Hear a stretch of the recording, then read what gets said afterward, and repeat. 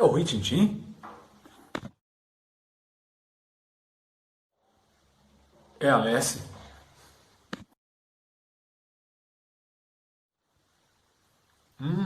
Eu acho que é o Marmaduke.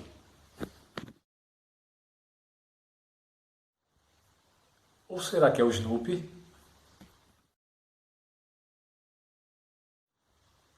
Ou o Krypto, o Supercão?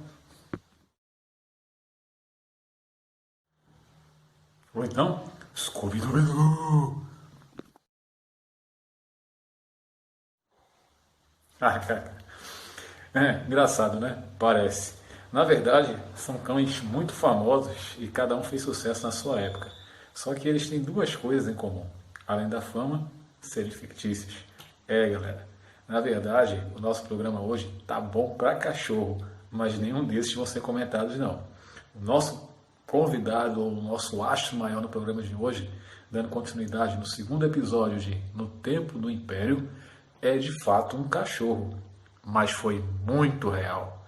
Trata-se de Brutus e vocês vão conhecer um pouquinho da história dele e muitos mais outros detalhes já já no nosso vídeo da semana, canal Papo Nada Sério. Só que antes de começar o nosso vídeo, por favor, né, gente? Se não tiver inscrito, vai lá, se inscreve direitinho, aperta o sininho da notificação para receber notificações semanais, assiste o vídeo, curte direitinho, deixa lá o teu like e no final, como sempre, os teus comentários vão ser muito apreciados. E já já no ar, canal Papo Nada Sério com o vídeo da semana no Tempo do Império.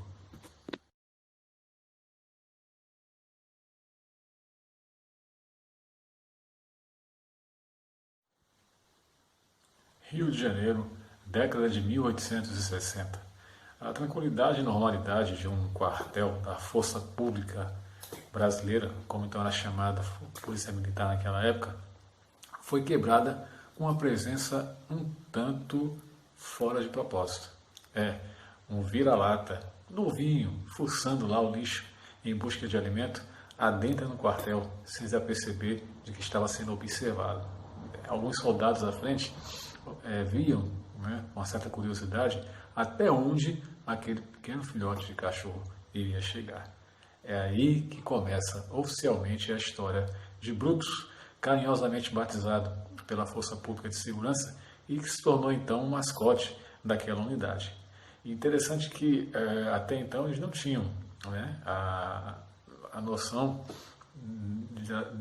até onde isso de fato ia levá-los, né? E pegar um cachorro assim na rua, um vira-lata ainda por cima, e eles se encantaram, né, com a simplicidade, né, com a esperteza do cachorro e fizeram dele lá um escoteiro, né, mais um ali na presença.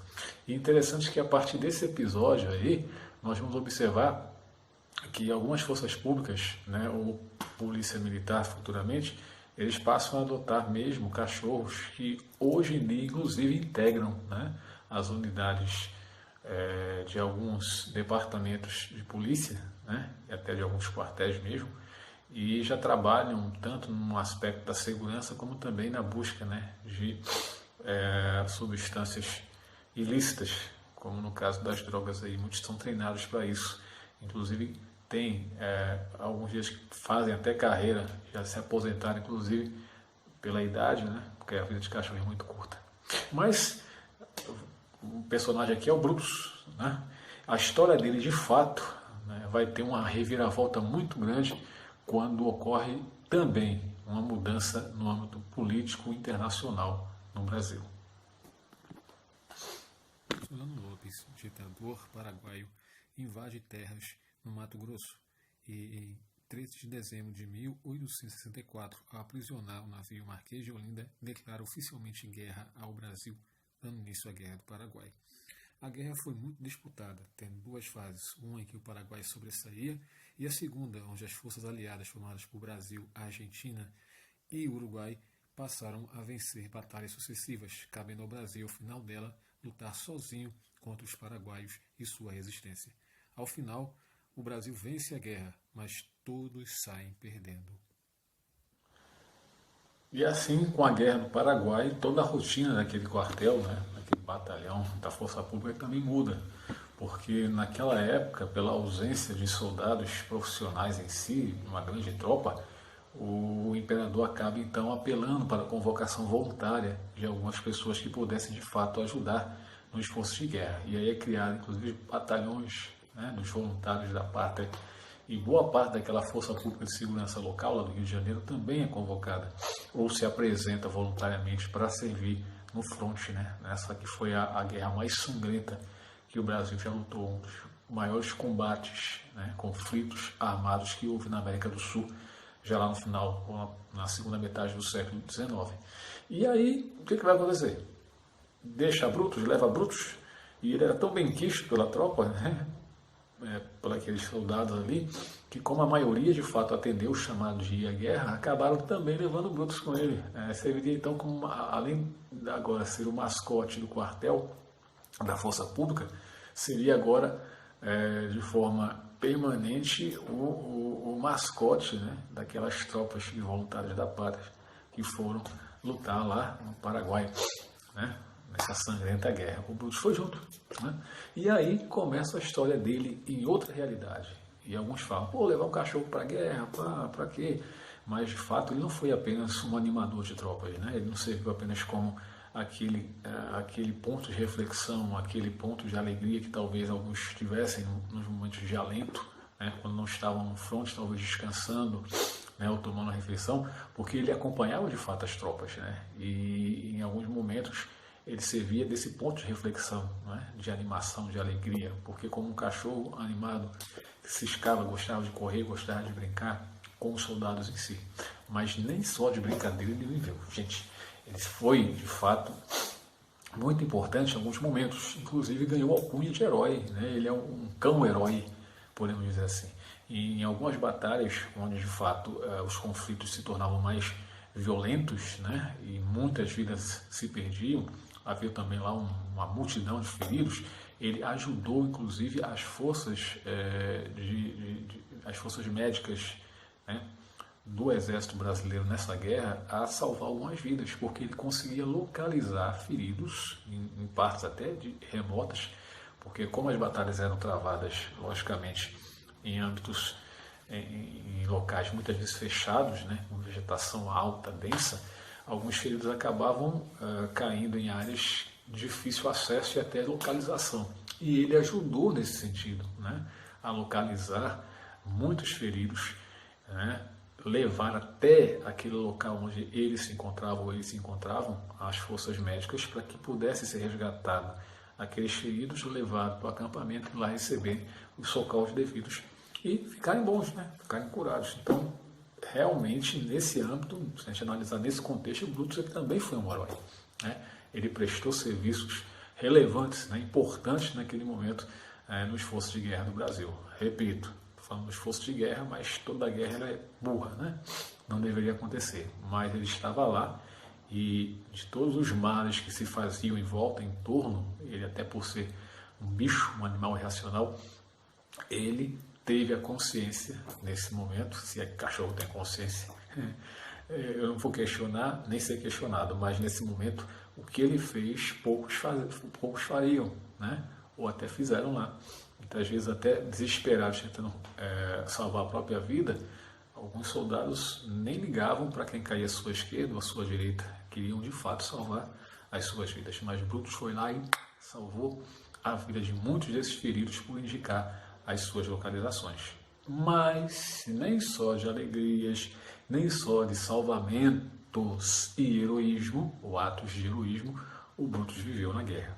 Ele acabou sendo ferido, né, tomando um tiro na parte, né, de trás, a parte traseira do seu corpo, frágil, e veio a tombo.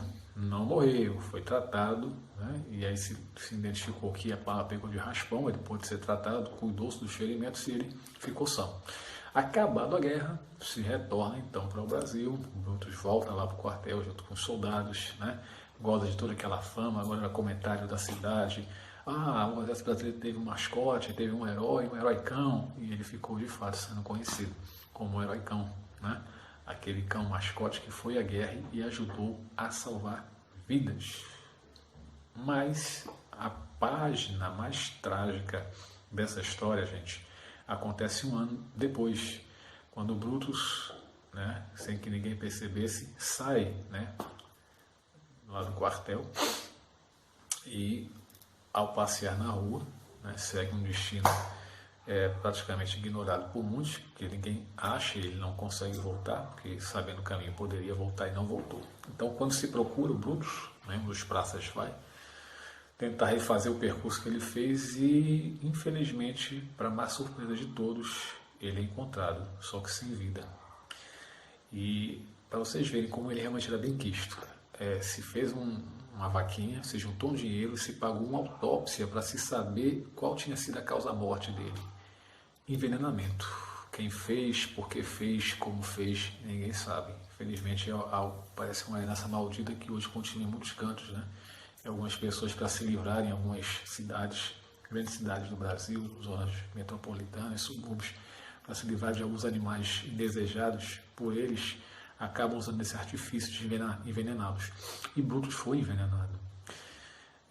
Tinha sido presenteado, né, um ano antes, recebendo até uma coleira de bronze, né, nominando todos os feitos dele naquela guerra, e agora se encontrava morto. Mas a história dele não acabou aí não, gente. Conseguiu embalsamar o seu corpo, né? Empalharam de fato o seu corpo. E hoje ele se encontra no Museu da Polícia Militar do Rio de Janeiro. Tá? E quem quiser visitar, pode ficar à vontade. Lá tem todo um acervo sobre a Guerra do Paraguai, inclusive a história da vida do Brutus. E assim, eu achei uma história tão incrível, tão legal, tão atípica, né? Que eu resolvi trazer aqui para contar para vocês como parte integrante de mais um episódio de No Tempo do Império, marcando então esse segundo episódio dessa série tão interessante que eu estou gostando bastante de fazer e espero que vocês tenham gostado dessa história, beleza? Tenham entendido, tenham conhecido um pouquinho mais da vida, né, da curta vida desse personagem tão icônico, né, para a Polícia Militar do Rio de Janeiro e para o Brasil, né, durante a Guerra do Paraguai, porque de fato os seus feitos, né, são lembrados até hoje lá, embora a história dele seja conhecimento de não todos ou de poucos, mas é uma curiosidade interessante e que vocês passam a entender e passam a conhecer também. Não é só a gente que faz história não, viu? Um cachorro, em certa época, também fez uma história. E não era do cinema, não, uma história real, uma história verdadeira, que qualquer um daqueles que eu citei no início do nosso vídeo gostaria de ter vivido, sobrevivido para contar. Gente, um beijo para vocês, um forte abraço. Não deixa de deixar o like lá não, tá? Se gostou, deixa lá o like. Deixa os seus comentários também, que vão ser muito importantes para a gente. E lembrando que a partir da próxima semana começa a nossa série Paraíba, Mulher Macho, Sim Senhor. Vamos tratar um pouquinho sobre 3 personagens básicos que fizeram a história da Paraíba e que são famosos ou conhecidos até hoje. Anaíde Beris, João Dantas e o ex-governador da Paraíba, João Pessoa de Albuquerque. Então, até a próxima quarta-feira com mais um vídeo no seu canal Papo Nada Sério. O Papo Nada Sério que vocês tanto gostam de assistir, que eu tanto gosto de fazer. Tchau, gente. Até a próxima.